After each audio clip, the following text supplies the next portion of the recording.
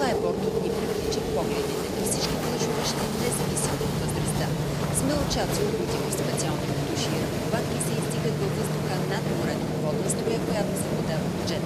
Така въздушният скиор се носи над морската шир, давайки воля на смелостта и въображението си. Опасността е сведена до минимум. И задължително се слага спасителна жилетка.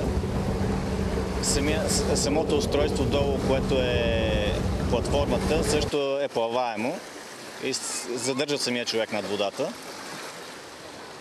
За по-екстремните, понеже вече в света се правят и световни с лупинзи, с по-екстремни завъртания и така нататък, се слагат и каски, но при нас това не е задължително, защото ние правим нещо просто, което е издигане на водата, както видяхте вие, гмуркане.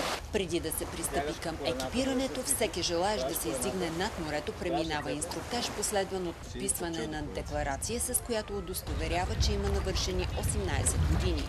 Петър е един от първите опитали в флайборд атракцията. Страхотно усещането, много добре.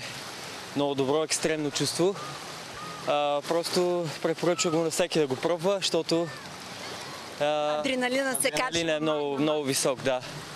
Специално някакви физически усилия, подготовка, минахте ли преди да се качите на това? Абсолютно не. Веднага ставам и идвам насам. Нищо не съм минал. Според инструкторите, всеки с добра физическа култура и в добро здравословно състояние може да опита флайборд атракцията.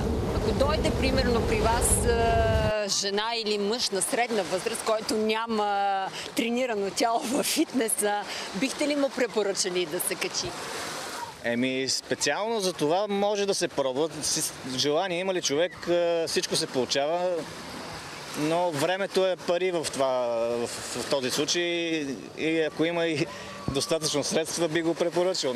На плажа обяснява, че само след 20 минути във въздуха можеш да се научиш да балансираш тялото си. След това единственото, което ти остава, е удоволствието да виждаш под себе си морските вълни. За Здравей България, Цеца Алексова.